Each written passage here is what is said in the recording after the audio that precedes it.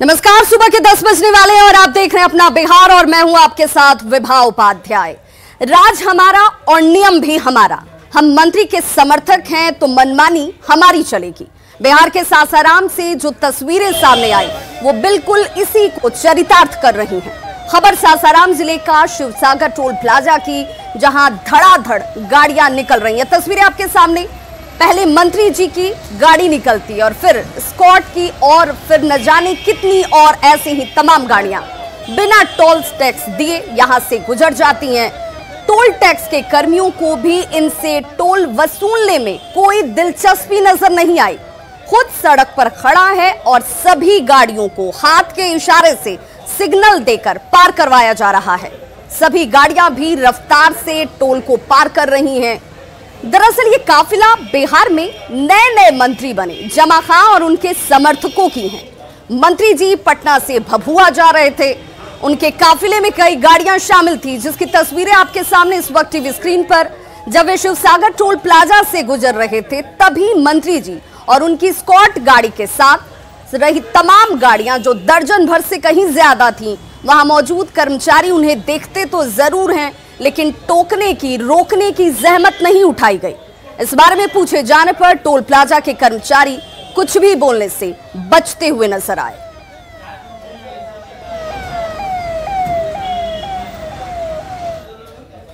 अब जरा गाड़ियों की संख्या को भी देख लीजिए कि कितनी गाड़ियां बिना टोल टैक्स यहां पर दिए पार कर जाती हैं, वो भी बड़े आराम से।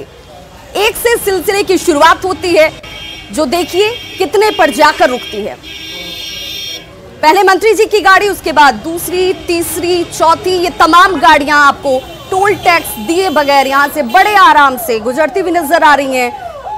लेकिन इन्हें रोकने तक की भी जहमत यहां पर मौजूद कर्मचारियों ने नहीं उठाई।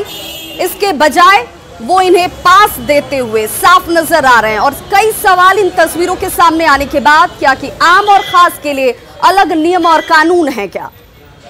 मंत्री समर्थकों के लिए भी नियम ताक पर रख दिए जाते हैं और आम आदमी को इसी टोल टैक्स को दिए पर गुजरने की परमिशन नहीं दी जाती। तस्वीरें कई सवालों को अपने आप जन्म दे रही हैं।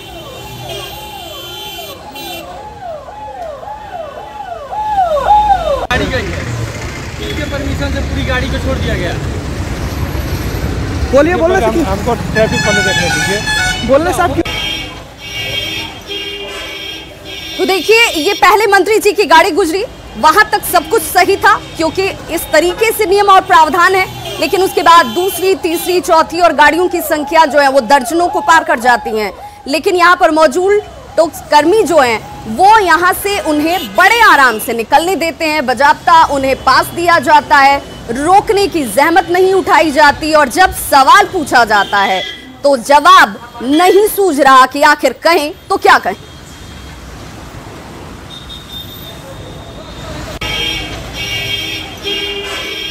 और सहयोगी अजीत हमारे साथ इस वक्त फोन लाइन पर ज्यादा जानकारी के साथ जुड़ गए। अजीत, क्या ये माने कि मंत्री जी के साथ साथ ये विशेष नियम कानून और उन कानूनों के ऊपर उनके समर्थक भी हैं, जो इन तस्वीरों के बाबत साफ जाहिर होता हुआ? पूरी तरह सत्ता का हनक है। आप तस्वीरों में देख सकते हैं कि किस प्रकार एक पर एक गाड़ियां जो है ताबड़तोड़ निकल रही है। और चूंकि यहाँ का नियम है कि अगर आपकी गाड़ी में फास्टैग भी है तो प्रत्येक गाड़ी की स्कैनिंग होगी, नंबर की स्कैनिंग होगी और एक एक गाड़ी निकलेगी। लेकिन आप देख रहे हैं कि किस प्रकार है, तो एक एक गाड़ियां जो है वो निकल रही है। चूंकि पुलिस की गाड़ी और मंत्री जी की गाड़ी का परमिशन है कि वो बिना टोल टैक्स दिए निकल सकते हैं, लेकिन उनके काफिले के पीछे जो ताबड़तोड़ 1 दर्जन से अधिक गाड़ियां पार्क कर रही हैं वो सभी गैर कानूनी है और सत्ता का पूरी तरह से हनक है, दुरुपयोग है। आप देख सकते हैं कि किस प्रकार जो है टोल प्लाजा के कर्मी है उन लोगों को बाईपास दे रहे हैं कि आप जल्दी से निकल जाए। क्या मंत्री जी से आपने इस बाबत उनकी प्रतिक्रिया लेने की कोशिश की? अभी नया नया प्रभार मिला है जमा खां जी को, और ऐसे में क्या उन्होंने इसे जायज माना? क्योंकि मंत्री जी से इस संबंध में संपर्क नहीं हो पाया और मंत्री जी भभुआ की तरफ निकल गए हैं, इस कारण उनसे बात नहीं हो पाई है। मैं उनसे बात करने की कोशिश किया हूं और उनकी प्रतिक्रिया लेने की कोशिश कर रहा हूं। टैक्स कर्मी से जब आप पूछने की कोशिश कर रहे थे तो क्या जवाब था उनके पास? ये टोल कर्मी कुछ भी बताने से कतरा रहे हैं और वो कुछ भी इस संबंध में बोलने से बच रहे हैं। उनका कहना है कि आप बड़ी अधिकारी जो हमारे हैं उनसे आप बात कर सकते हैं, NHAI के जो अधिकारी हैं उनसे आप बात करें। क्योंकि मैं यहाँ स्थानीय स्तर पर कर्मचारी हूँ, मैं इस पर कुछ खास नहीं कहूंगा। क्योंकि आप समझ सकते हैं कि स्थानीय विधायक भी है इसी क्षेत्र के, कैमूर जिला के, और वो मंत्री बने हैं, बसपा से आके जदयू में आए हैं और उसके बाद पहली बार वो मंत्री बने हैं, तो कहीं ना कहीं वो रुतबा है, वो दबदबा है उनका। लेकिन सवाल तो इसीलिए ना कि व्यवस्था में बदलाव की बात पहले दिन ही जमा खान ने की थी। उन्होंने कहा था कि बहुत कुछ बदलने की जरूरत है, लेकिन पहली ही तस्वीर जो सामने आई वो सवालों को जन्म देती हुई। बहुत बहुत शुक्रिया अजीत इस तमाम जानकारी के लिए।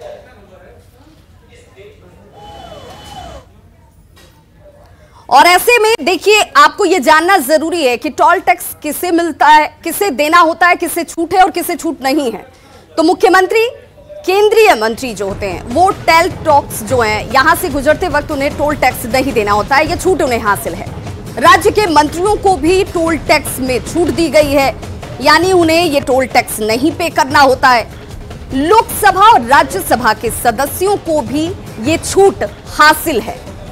विधायक और विधान पार्षद की बात कर लें तो विधायक और विधान परिषद के जो तमाम सदस्य हैं उन्हें भी ये छूट हासिल है। और साथ ही साथ आपातकालीन सेवाओं को टोल टैक्स में छूट दी गई है, क्योंकि वहां पर समय महत्वपूर्ण होता है और ऐसे में तमाम उन सेवाओं से जुड़े हुए लोगों को यह राहत हासिल है।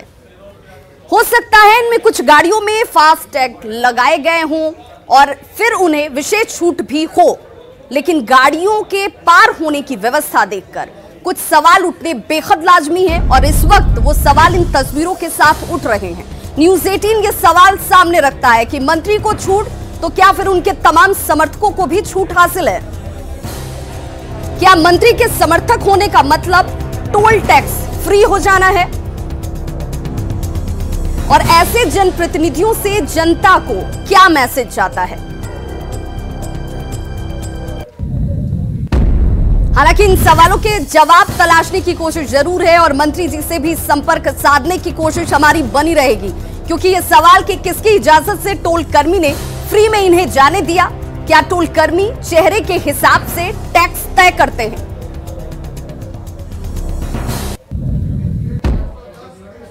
तो देखिए, मंत्री के समर्थक के काफिले के पार होने पर अब सियासत इसे लेकर बेहद शुरू हो चुकी है। टोल टैक्स वाले मामले की हम निंदा करते हैं, निस्संदेह ये गलत हुआ है, लेकिन एक चीज बहुत स्पष्ट है कि अगर किसी माननीय मंत्री का कॉर्पोरेट जा रहा है तो कौन सा कार्यकर्ता पीछे टोल टैक्स दे रहा है या नहीं दे रहा है, इसकी जानकारी मंत्री जी को नहीं होती है। एक चीज जरूर है कि यह मामला संज्ञान में आया है। हम अपने तमाम कार्यकर्ताओं से अपील करेंगे कि किसी तरीके का उत्साह में आखिर कोई नियम ना। बिहार सरकार के माननीय मंत्री के समर्थक हैं तो मनमानी चलेगी। कल देखने के लिए मिला, ये महाजंगल राज बिहार में चलाने वाले जो सुशासन का दावा करते हैं उनको जवाब देना चाहिए कि जो शासन में बैठे हुए लोग हैं, सरकार में माननीय मंत्री हैं, उनके समर्थक मनमानी कर रहे हैं, बिना टैक्स दिए उनकी गाड़ी पास हो रही है। जो कानून तोड़ा जा रहा है इस पर जवाब दीजिए। और इस वक्त बड़ी खबर लखीसराय से आ रही है, जहां पर नक्सलियों के खिलाफ सर्च ऑपरेशन चलाया जा रहा है। चानन के पहाड़ी इलाके में सर्च ऑपरेशन इस वक्त चलता हुआ एसएसबी, एसटीएफ और जिला पुलिस बल इस स्पेशल ऑपरेशन में इस वक्त शामिल है। जंगल में काफी संख्या में नक्सलियों के होने की खबर के बाद यह ऑपरेशन चलाया जा रहा है। कल मुठभेड़ में एक नक्सली को मार गिराया गया था और इस वक्त स्पेशल टीम चानन के इन पहाड़ी इलाकों में ऑपरेशन चलाती हुई। और सहयोगी राकेश हमारे साथ इस वक्त फोन लाइन पर ज्यादा जानकारी के साथ जुड़ गए हैं लखीसराय से। राकेश, क्या जानकारी मिल रही है? क्योंकि कल जिस पर यह अभियान शुरू किया गया था, ये जानकारी थी गुप्त तौर पर कि यहाँ पे भारी तादाद में नक्सलियों की मौजूदगी है। जी बिल्कुल, देखिए विभा, कल जैसे ही पुलिस को यह सूचना मिली थी कि अरविंद यादव जो कि हार्डकोर नक्सली है, काफी संख्या में अपने जत्था के साथ चेहरोन जंगल जो कि चानन थाना क्षेत्र में पड़ता है, उसी जंगल में पहुंचा है, जिसके बाद एसएसपी और जिला पुलिस बल एसटीएफ के द्वारा एएसपी अभियान के नेतृत्व में वहां पे छापेमारी की गई, जिसके बाद पुलिस और नक्सली के बीच घंटों मुठभेड़ हुआ, जिसमें पुलिस को बड़ी कामयाबी मिली थी। एक हार्डकोर नक्सली भी मारा गया था और एक हथियार भी बरामद हुई थी। हालांकि कई नक्सली मुठभेड़ के दौरान भागने में सफल हुए, लेकिन पुलिस को अभी इनपुट है कि काफी संख्या में नक्सली और अरविंद यादव जो कि हार्डकोर नक्सली है उसी पहाड़ी इलाके में छुपा हुआ है, जिसके बाद और इस बाबत इस वक्त ये अभियान जारी है। बहुत बहुत शुक्रिया तमाम जानकारी के लिए आपका। और बड़ी खबर इस वक्त हाजीपुर से आ रही है, जहां NH-22 पर भीषण सड़क हादसा हुआ है। बड़ी खबर इस वक्त सामने आती हुई, जहां पर भीषण सड़क हादसा, बस और लग्जरी वाहन के बीच आपस में जोरदार टक्कर हुई है। 4 लोगों की दर्दनाक मौत हुई है। हाजीपुर से इस वक्त बड़ी खबर, जहां पर बस और लग्जरी वाहन की टक्कर आपस में हुई है, 4 लोगों को अपनी जान गंवानी पड़ी है। भगवानपुर थाना क्षेत्र के रतनपुरा में यह जबरदस्त हादसा इस वक्त सामने आता हुआ। और सहयोगी राजीव मोहन हमारे साथ इस वक्त ज्यादा जानकारी के साथ ऑनलाइन पर जुड़ गए हैं। राजीव, क्या जानकारी मिल रही है? कितने लोग उस दौरान सवार थे गाड़ी में?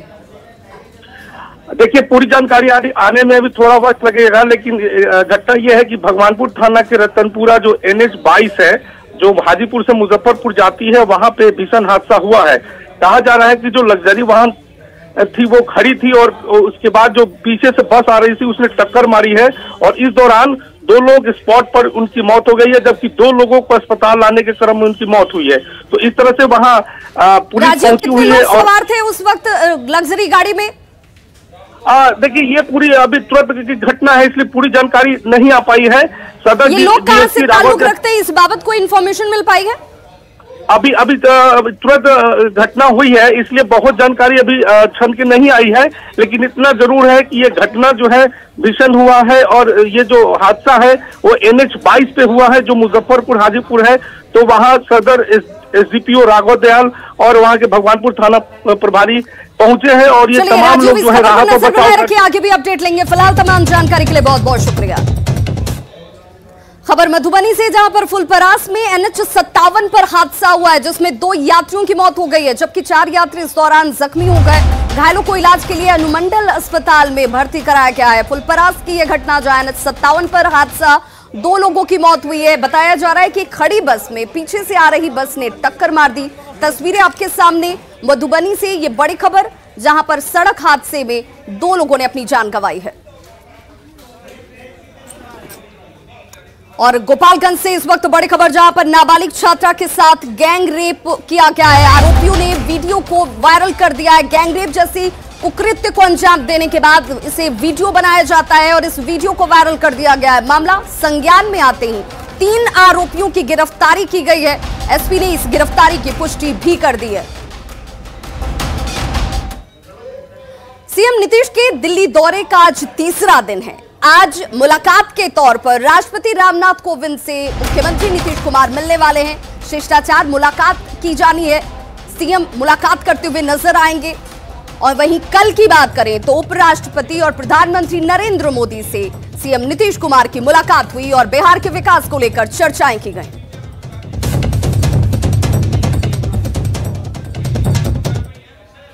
तो दिल्ली में पीएम नरेंद्र मोदी से सीएम नीतीश कुमार की मुलाकात के बाद बिहार में राजनीतिक बयानबाजी जो है वो बेहद तेज है। आरजेडी नेता भाई वीरेंद्र ने मुलाकात पर सवाल उठाया है, तो जेडीयू नेता सुहेली मेहता ने इसे विपक्ष की घटिया मानसिकता का परिचायक बताया। दुनिया देख रही है कि ये दोनों बिहार और देश को क्या कर रहे हैं। गुप्तगू करके देश को लूटने, बिहार को कत्ल खाने में पहुंचाने की प्लानिंग कर रहे हैं और देश को गुलाम के रास्ते में छोड़ दे रहे हैं। जिन्होंने बिहार को किया बर्बाद, वो आबाद करने वाले पर उठा रहे हैं सवाल। हद है भाई। इन लोगों की इस तरह की बातों से इनकी घटिया मानसिकता का पता चलता है।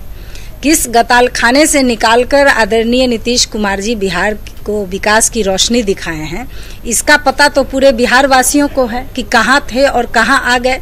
और सीएम और पीएम की मुलाकात निश्चित रूप से बिहार की तकदीर बदलने वाली है।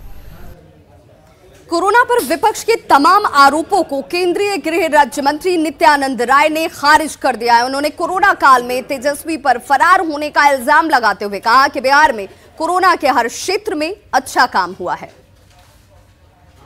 कि माननीय नरेंद्र मोदी जी की प्रेरणा और नेतृत्व में जिस प्रकार से पूरे देश में कोरोना के काल से देश उबरा है और उसके साथ साथ बिहार में भी कोरोना के काल में केंद्र सरकार के साथ साथ बिहार सरकार जिस तत्परता के साथ काम की है, जिसका परिणाम सामने दिखाई पड़ रहा है। और कोरोना काल में आप तेजस्वी जी को देखे होंगे कि बहुत दिन तक तो यहाँ से फरार रहे। गया में युवक की बेरहमी से पिटाई के बाद हुई मौत के मामले में बड़ी कार्रवाई की गई है। भीड़ के खूनी खेल पर बड़ी कार्रवाई इस वक्त सामने है, जिसमें वायरल वीडियो के आधार पर 3 लोगों की गिरफ्तारी की गई है। गया के केशापी गांव का ये पूरा मामला, जिसमें 3 लोगों की गिरफ्तारी इस वक्त 9 फरवरी को युवक की बेरहमी से पिटाई की गई थी। तस्वीरें आपके सामने उस दौरान की भीड़ का खूनी खेल इन तस्वीरों में कैद होता हुआ और इस वायरल वीडियो के बाद कार्रवाई की जाती हुई 3 लोगों की गिरफ्तारी हुई है। हालांकि बेरहमी से जिस शख्स की पिटाई इस तस्वीर में आपको नजर आ रही है, उसकी मौत हो चुकी है। बेरहमी से पिटाई का वीडियो जो है वो 9 फरवरी का बताया जा रहा है। घटना डोभी के केशापी गांव की है। पीड़ित युवक डोभी में अपने रिश्तेदार के यहाँ रह रहा था और उसकी पहचान जगन्नाथपुर गांव के रहने वाले दीपक के रूप में की गई है। ये कहा जा रहा है कि दीपक मानसिक तौर पर कमजोर था और घूम रहा था। 9 फरवरी की रात को वो ऐसे ही घूमते हुए केशापी गांव पहुंच गया, जहां ग्रामीणों ने उसे चोर समझकर पकड़ा और फिर लाठी, डंडे, लात और घुसे से जमकर इसकी पिटाई की जाती है। युवक चीखता रहा, चिल्लाता रहा, रहम की भीख मांगता रहा, लेकिन केशापी गांव के ग्रामीणों पर कोई फर्क नहीं पड़ा। दीपक जब निढाल होकर स्थिर हो जाता है तो ग्रामीणों ने उसे अस्पताल पहुंचाया, जहां उसकी मौत हो चुकी है। इस पूरे मामले में पुलिस ने वायरल वीडियो के आधार पर 3 लोगों को गिरफ्तार किया है और अन्य लोगों की पहचान की जा रही है। इसको पहले ये सूचना प्राप्त हुई थी, इसमें भी हम लोगों ने FIR के लिए निर्देश दिए हैं। जो भी इसमें लोग हैं सब पे FIR किया जाएगा। लड़का जो था वो कहीं बाहर का रहने वाला था, अपने ननिहाल में रहता था, तो उसी में जो FIR जो दर्ज होगी उसके अनुसार हम लोग कार्रवाई करेंगे। इसमें अरेस्टिंग होगी, सब लोगों की होगी, जो इसमें शामिल थे सबकी अरेस्टिंग होगी। मृतक व्यक्ति जो है मानसिक रूप से विक्षिप्त था, ये बताया जा रहा है, मगर ये जांच का विषय है। पहले एक बार हम लोग जांच करा लें, उसके बाद ही इसमें कुछ बताएंगे। मुजफ्फरपुर पुलिस ने 6 ऐसे लुटेरों को गिरफ्तार किया जो ऑनलाइन सामानों की डिलीवरी वैन और बॉय को निशाना बना रहे थे। कांटी के दामोदरपुर स्थित आवासीय बोर्ड के पास से इन सभी की गिरफ्तारी की गई है। लुटेरों के पास से 2 पिस्टल भी बरामद किया गया है और इसके अलावा पुलिस ने अहियापुर थाना इलाके में एक टूरिस्ट वैन को कब्जे में लिया, जिसमें तहखाना बनाकर शराब रखी गई थी। पुलिस के हिसाब से ये तस्करी का काम भी कर रहे थे और इनकी गिरफ्तारी के बाद कई और लोगों तक पहुंचने की कोशिश जारी है। ये सूचना मिली कि फ्लिपकार्ट के डिलीवरी बॉय और पिकअप गाड़ी की लूटने की योजना बना रहे हैं। काटी थर्मल बोर्ड के पास में, हाउसिंग बोर्ड के पास में वे जमे हुए हैं। इस सूचना पे उनके द्वारा तत्काल कार्रवाई की गई। तुरंत कार्रवाई, फौरी कार्रवाई करते हुए उन लोगों को घेराबंदी कर गिरफ्तार किया गया। बिहार सरकार पर आरजेडी की तरफ से गंभीर आरोप लगाए गए हैं। कोरोना के फर्जी जांच के आंकड़े देने के आरोप इस वक्त आरजेडी की तरफ से बिहार सरकार पर लगाए गए हैं। आपको बताते चलें कि कोरोना को लेकर जो जांच सामने है उसमें फर्जी जांच के आंकड़े देने का आरोप लगाया जा रहा है। आरजेडी की तरफ से यह गंभीर आरोप बिहार सरकार पर फर्जी आंकड़ों के माध्यम से घोटाले का आरोप लगाया गया है। आरजेडी सांसद मनोज झा ने राज्यसभा में इसे लेकर नोटिस दिया और इस मुद्दे पर 0 आवर में चर्चा के लिए नोटिस दिया गया है।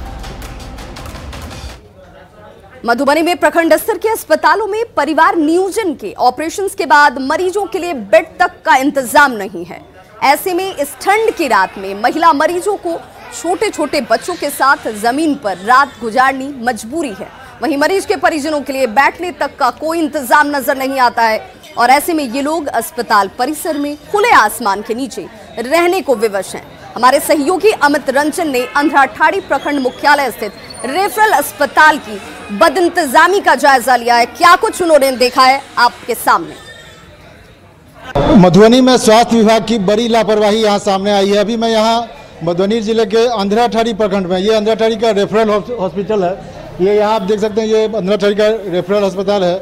यहाँ परिवार नियोजन का ऑपरेशन ये किया गया है। जो यहाँ जो महिलाएं हैं जो यहाँ जमा हुई थी, आज परिवार नियोजन का ऑपरेशन था यहाँ। लेकिन जो ऑपरेशन के बाद बेड कम होने के चलते यहाँ ये देखिए, ये ऑपरेशन के बाद जो हॉस्पिटल में यहाँ बेड कम होने के चलते यहाँ जो मरीजों को लाया गया है, ये नीचे गद्दा लगाया गया है। यहाँ बेड का कोई व्यवस्था नहीं है।